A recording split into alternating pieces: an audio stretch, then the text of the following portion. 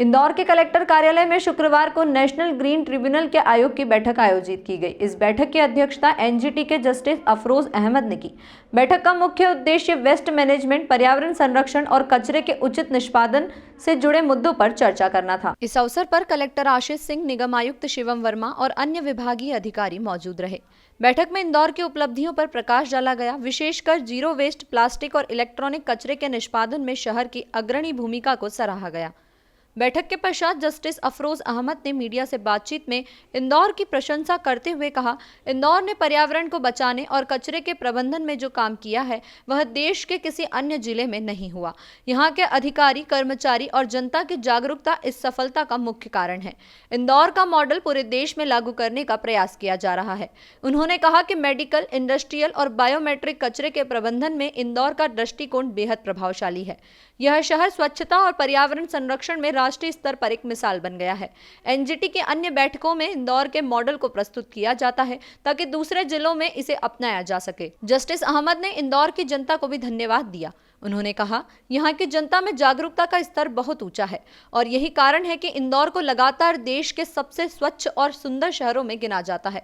बैठक में waste management, plastic कचरे का समाधान, जीरो वेस्ट पर काम और पर्यावरणीय स्थिरता को लेकर गहन विचार विमर्श हुआ।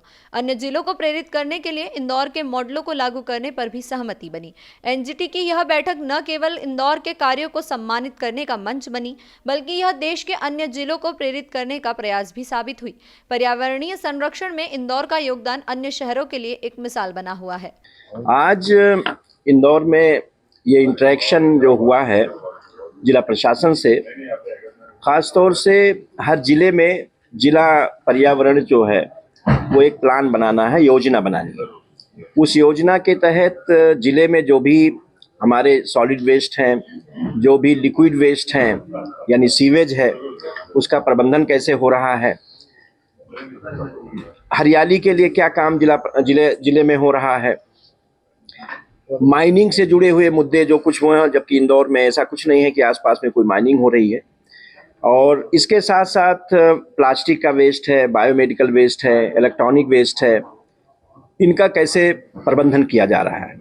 इसके साथ साथ शहर का जो इन्वायरमेंट है, परिवेश है, पर्यावरण है, वायु प्रदूषण है, उसके लिए क्या कार्यवाही जो है जिला स्तर पर की जा रही है।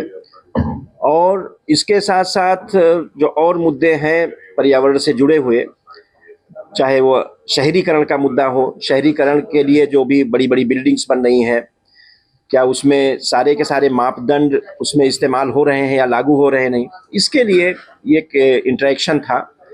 और बड़ा अच्छा रहा कि इंदौर जिला जो है हमेशा एक मॉडल के रूप में रहा है, और यहाँ का प्रशासनिक तंत्र जो भी है, खासतौर से कलेक्टर आशीष सिंह साहब बधाई के पात्र हैं, उनकी पूरी टीम बधाई की पात्र है कि इंदौर को एक बहुत ऊंचाइयों तक ले जाने के लिए वो पूरा प्रयास कर रहे हैं। और प्रयास ये दिख भी रहा है, क्योंकि बहुत सी सारी चीज़ें हमने देखी आपके, खासतौर से मेट्रो में वाटर हार्वेस्टिंग के लिए वो इंदौर ने लागू भी कर दिया है। तो सारी चीज़ें, कहने का मतलब ये है कि स्वेच्छा से जो चीज़ें होती हैं वो सभी के लिए है, क्योंकि पर्यावरण जो है हमारी एक साझा विरासत है, साझी धरोहर है।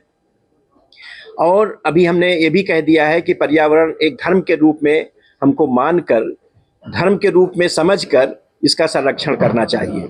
चाहे वो पानी का प्रदूषण हो, चाहे वो वायु का प्रदूषण हो, वनों की कटाई हो, उस पर बहुत विशेष ध्यान देने की ज़रूरत है कि वन कटने से पहले हमको वन लगाना चाहिए, हरियाली डेवलप करनी चाहिए। तो अभी शहरी जो यहाँ पर प्लांटेशन होगा, पौधारोपण होगा, वनीकरण होगा, वो इस इन्वायरमेंट को और अच्छा करेगा, जिससे वायु प्रदूषण आपका बहुत कम होगा।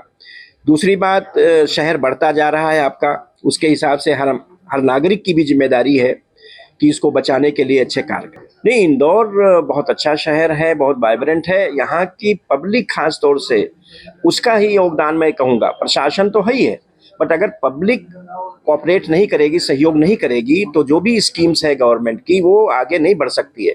तो यहाँ की पब्लिक हम लोग अक्सर तारीफ करते रहते हैं, प्रशासन में भी करते थे, हम अभी अपने साथी लोगों के साथ मिलकर भी करते हैं कि इंदौर के लोगों में इतनी जागरूकता है, इतना पब्लिक पार्टिसिपेशन का एक मिसाल है।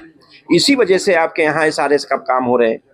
जैसे सीवेज ट्रीटमेंट प्लांट है, पहले उस जगह पर हम जा चुके हैं, जब यहाँ रहते थे, नर्मदा देखते थे, वहाँ पर बड़ी बड़ी मक्खियाँ घूमती थी। आज वहाँ जाके आप बैठ के कॉफ़ी पी सकते हैं। तो ये सब आप लोगों की मेहनत है, सहयोग है। मुझे उम्मीद है कि आने वाले समय में भी आप लोग अच्छे और धनात्मक या पॉजिटिव एक्शन लेंगे और पॉजिटिव सोच रखते हैं आप लोग और संतुष्ट होंगे उस सब चीज़ों से, और इस शहर को और आगे बढ़ाएंगे, इस शहर की ख्याति और आगे बढ़ेगी। आपने जो प्लान चल रहा है, इस प्लान में कुछ और अपने एक्सटर्नल सुझाव दिए जिससे ये बेटर हो सके? नहीं, वो तो हमने अभी बैठक में बता ही दिया कि जो और नई चीज़ें हैं, जैसे खास तौर से इंदौर का जो इलाका है ग्रीन कवर में, उज्जैन हुआ, इंदौर तो फिर भी ठीक है, ग्रीन कवर अभी उतना नहीं है जो था भी। जैसे 9 लाख आपका इलाका होता था, 9 लाख लोग बताते हैं वहाँ ट्रीज थे। मैंने तो नहीं देखा है बट सुनी हुई बात है। तो इसीलिए थे क्योंकि ट्रीज जो है कार्बन को संचित करते हैं अपने अंदर, चिड़ियों के लिए, जानवरों के लिए एक वातावरण पर करते हैं, मिट्टी को बचाते हैं, वहाँ के हवा को शुद्ध करते हैं, टिम्बर या लकड़ी हमको मिलती है, फल मिलती है, तमाम उससे फायदे। इन्वायरमेंटल सर्विसेज बहुत ज़्यादा है वृक्षों के। तो अभी कलेक्टर साहब ने बताया ही कि 1100 हेक्टेयर ज़मीन उन्होंने चिन्हित किया है और उसको संबंधित विभागों को बांट रहे हैं, जिम्मेदारी दे रहे हैं कि उस पर ग्रीन बेल्ट डेवलप किया जाए, ग्रीन कवर डेवलप किया जाए। तो इंदौर के लिए बहुत अच्छी चीज़ होगी अगर ग्रीन बेल्ट वो सब डेवलप हो जाएगा। और जो ग्रीन बेल्ट हमारे पास है इंदौर में, उसको संरक्षित भी करने की ज़रूरत है। तो इसलिए इंदौर का माहौल और क्लाइमेट, वैसे भी मालवा क्लाइमेट बहुत मशहूर है, बट अभी आप जानते हैं पूरे भारत में ही हर जगह कॉन्क्रीटाइजेशन बहुत ज़्यादा हुआ है। तो उसको, उस कॉन्क्रीटाइजेशन के प्रभाव को कम करने के लिए ग्रीन बेल्ट और डेवलप करने की ज़रूरत है। तो वो हम कर लेंगे, डेवलप कर लेंगे, प्रशासन करेगा, इसमें दो राय नहीं है।